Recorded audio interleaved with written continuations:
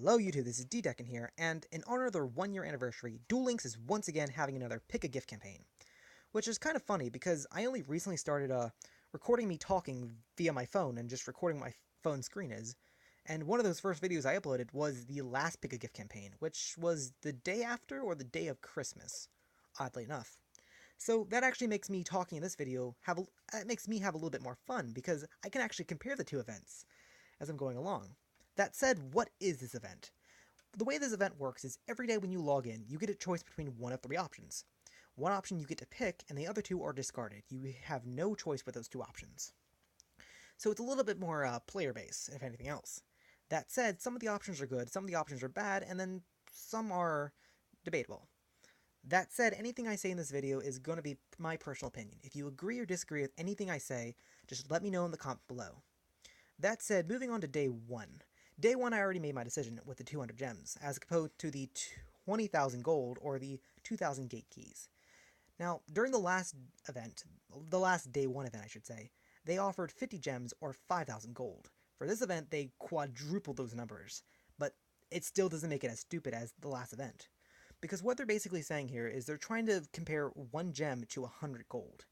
And in my opinion, as someone who is free to play and doesn't spend money in the game, I hold more value to gems than anything else. And as for gold, I have about almost 4 million gold. Like, I don't hold gold to a lot of value. Gold is useful, but gold is not that high value to say 100 gold is equal to 1 gem. If someone were to come up to me, however, and say 10,000 gold or even 5,000 gold to 1 gem, that would, in my opinion, is a better argument to make, but not 100 gold. And as for the gate keys, well, even though, yes, you can get gems from duels, whether it be from duplicate skills or just that random 1 of 5 gem drop, those are still unlikely, as you're more certain to get gems now. Not to mention, you're also comparing 1 gem to 10 gate keys in this scenario, which, once again, that's a little bit more me leaning towards gems.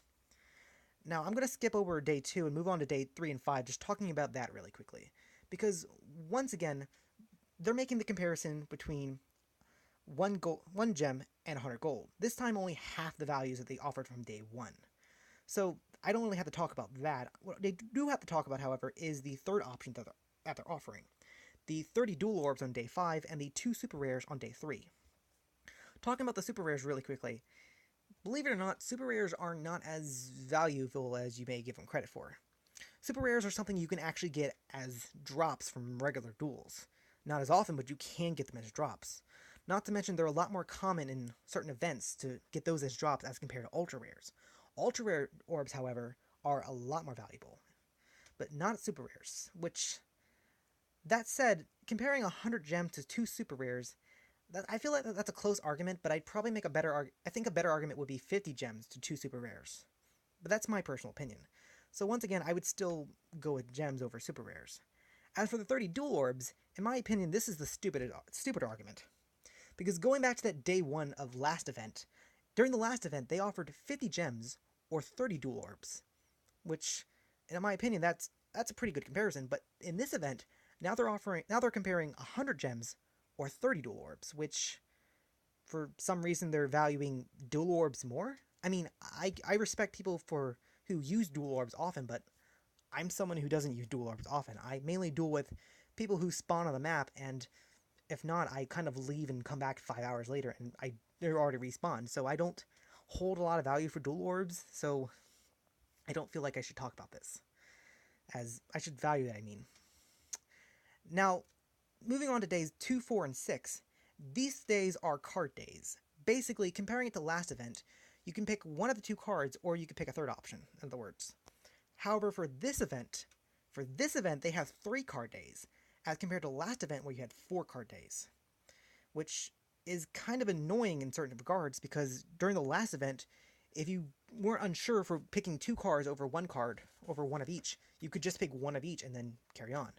For this time, 2 of those days you can just pick 1 of each, but 1 of those days you absolutely have to make a decision. And that decision can be crucial, but a lot depends on your personal preference. In any event, starting with day 2 and day 6, we have the Sword of Deep-Seated, and we also have the Cards in the Sky. There's also a rare ticket, but when you're comparing a rare ticket to these two cards, which, as compared to the last event, are actually kind of decent cards, I don't feel like a rare ticket is worth comparing them to. Now, granted, if that was a glossy rare ticket, then I would actually make that a better argument. But just talking about these two cards, I'd recommend you picking one of these two cards, because either way, it's still a rare card. And so what do these two cards do? I'm rambling a little bit too much. Well, the Cards from the Sky is very good with Light Fairies, and I personally picked the reason they're offering this card is for the recent hit on Machine Angels, specifically with Dynasty. And what this card does is you banish a Light Fairy from your hand and you draw two cards, which can be very good, but the biggest downside of this card is you're losing your battle phase and you're losing your special summon for that turn. However, if you're able to stall or able to get this card early on, it's very good. But what makes this card kind of iffy is in the late game. That said, you can't really argue with the draw 2, because the draw 2 can get you a Sonic Bird, or it can get you a Senju, or it can get you a Senju, which you can use to search, and like I said, if you already have a Windstorm prepared or something, you can set and stall for the turn. Or if you already have a Dynasty on your field and you're already gaining resources again, and you don't feel like you can get over whatever board your opponent has, you can banish an extra copy of Benton or something from your hand and then get a free draw 2. Which, like I said, there are ways you can use this card, but it's very iffy, at best. The other card, Sword of Deep-Seated. Believe it or not, I have a lot of fond memories of Sword of Deep-Seated. But what makes this card very interesting, though, is this card is actually a Pegasus drop, which, if you're new to the game and you don't have Pegasus, this may be your chance to get Pegasus if we don't get another Pegasus event, which I do think Pegasus might be available in the future, but if you don't have him, this is a good chance for you to get this card. Now, granted, you might hear other people make an argument for this card versus Horn of the Unicorn, which, if you're using this card in a combat situation, yes, Horn of the Unicorn is technically better. Basically what these two cards I'm talking about do is, with Sword of Deep-Seated only increases your monster's attack by 500 attack and 500 defense, whereas Horn of the Unicorn goes after 700 attack and 700 defense. So yes, Horn of the Unicorn would normally be better. But what makes this card slightly better than Horn of the Unicorn in certain situations have to do with their second effect. Now, both these cards have an effect where they put themselves on top of your deck when they're sent to the graveyard. However, Horn of the Unicorn only gets that effect if it's sent from the field to the graveyard. Sword, however, does it whenever it's sent to the graveyard. Like, if your opponent's milling you out, this card's going to put itself back on top of your deck. Or, even better, if your opponent has a stall board going on, where if you try to do anything, your opponent's going to counter and you're going to lose resources, or you're going to just take burn damage, if there's nothing you can really do for a stall board, what you can basically do is you can wait till you have like 7 cards in your hand, you discard this card, and then it goes back on top of your deck. And then you loop this process, and you have your opponent just keep drawing cards from their deck until they deck out. Which, I've done that before. I've had both an Odeon and a Weevil player just try to stall me out like that. And so I stopped playing against them. I draw 7 cards, discarded Sword of Deep-Seated, and then just kept looping it. Which is kind of a scummy thing you can do, but that is technically something you can do. If you want to get really scummy with it, however, you can just set Astral Barrier and Spirit Barrier face down on your field. That way you just take no damage just by having a monster. And then you just do that. You take no damage for whenever your opponent tries to attack, and then your opponent just decks out because of it. Now, I'm not saying you should do that, I'm just saying that is an option you can do. Now, like I said, these cards are cards you can pick one over the other, or you can pick one of each. So, 2 copies of Sword of Deep-Seated, or 2 copies of Card of the Sky, which, like I said, these were previously one of the cards, and you get a chance to get extra copies. It's kind of fun. Day 4, however, is the big decision day. The day where you have to pick one of 2 cards, and in my opinion, first of all, you also have gold as an option, but I've already made my piece about gold. But you can basically pick one of 2 cards, essentially. And in my opinion, I feel like these are both really good cards, but I can't help but think that one of these cards is a bit more one-sided than the other. I mean, one of these cards should be technically more desirable than the other, but I'm going to say my piece about both of them and let you pick overall. First, Spiritual Earth Art Kurogami. I cannot talk.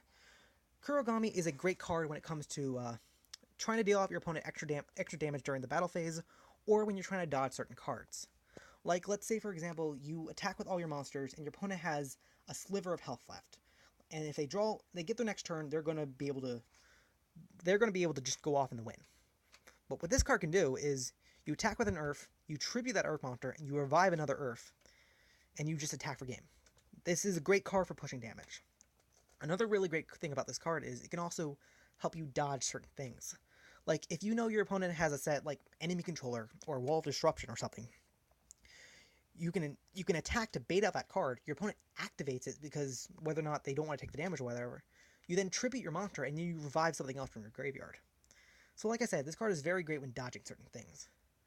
Another thing I can think of with this card have to be Big Shield Gardna and Maneater Bug, both of which are Earth-type monsters, where if you flip over Maneater Bug has that low 450 attack, so you can tribute the Maneater Bug and then just revive another level 4 or lower Earth from your graveyard. Or better yet, if you set Big Shield Gardna, your opponent attacks Big Shield Gardna, and Big Shield Gardna then switches into attack mode, you can then flip Spiritual Art Kurogami, tribute it, and then revive something else. So that you're not taking that 100 versus whatever your opponent has of damage. Now, granted, this is actually a level 35 Rex drop, so this actually is a card you can already get. However, it's the other card that I feel like has way too much of a lenient advantage. And that, of course, is Guardian of Filgran. Now, first off, Guardian of Filgran is a level 40 Mokuba drop, which the same thing applies to what I just said about Pegasus. If you don't already have Mokuba, I'm not sure if he'll come up in the future. He probably will, but until then, you don't have access to Mokuba and you don't have access to the card. Not to mention, if you already have Mokuba, again, this is a level 40 reward card. You would have to level up Mokuba to level 40. If you don't already have Mokuba level 40, this is a good chance of getting it early. That said, another reason why this card is probably more one-sided is just because they're slowly going to be releasing like new characters into the game, and one of those new characters coming up is probably going to be Atticus Rose, which, for those who don't know, is basically a GX character who focuses on Red Eyes monsters. Specifically Red Eyes Darkness, but Red Eyes Black Dragon specifically, because he's level 7. And this card very much works with level 7 and level 8 Dragon type monsters. Now, if you summon this card and you equip a Red Eyes from your graveyard, chances are it's only going to go up to 17, which isn't that good. But the reason this card is very good, it actually has to come with that second effect. Like, say for example, your opponent equips Mask Restrict, or you are facing a Weevil player that forces you to summon Parasite from your deck. Or, let's say your opponent drops Lava Golem on you. Basically, you have a hindering card on your field that you can't really get rid of any other way. Well, one thing you can do is you can summon this card, and you contribute this card and that hindering card, whether that be Parasite, Lava Golem, whatever, and then you just revive your Red Eyes. So, like I said, there's a lot more versatility with this card, but there is and that's why I think that this card is a little bit more, this card has a lot more value over Kurogami, but if you go with Kurogami, then Kurogami does have its benefits too. Like, I personally am playing Ancient Gear, and Ancient Gear got hit, but Kurogami can actually revive one of my Ancient Gear Knights, so, like I said, either way, is a good argument for both cards. I just feel like, with future support coming up, an extra copy of Filgram, or even just one copy of Filgram, is going to go a lot farther than Kurogami. That said, I've talked way too much, so I'm just going to try finishing this video up very fast. With Day 7, I personally find Day 7 very stupid. You get 500 rares, 2 super rares, or 1 ultra rare. During the last event, they had this exact same thing, except they had 3 super rares and 2 ultra rares. And in my opinion, that was a lot better of an argument than this one. Because with rare orbs are very much used not just buying rare cards in the card shop, but also are used to get glossy and prismatic version of cards in the card shop, which are very nice to look at and actually do add up to your overall your duel assessment. Whereas super rares, I've already mentioned, are not as good, and ultra rares are actually very good because of how scarce they are compared to super rares.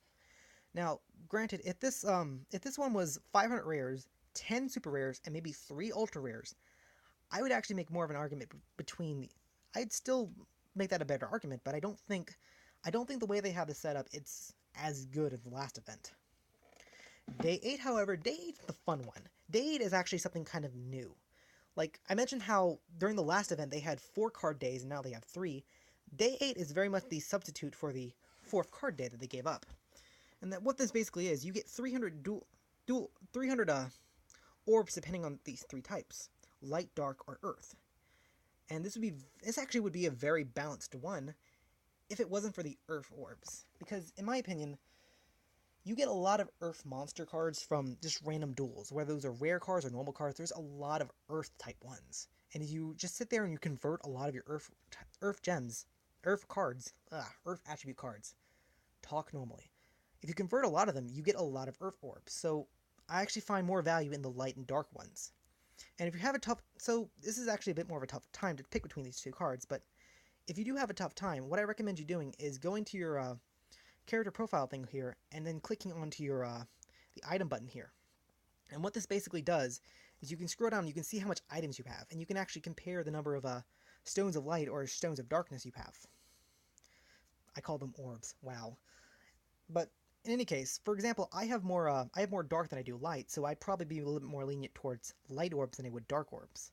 But that, of course, is a lot more of a personal opinion. And again, once again, I have 1,300 stones of earth. So for day 8, whatever you're low on, I recommend you picking that.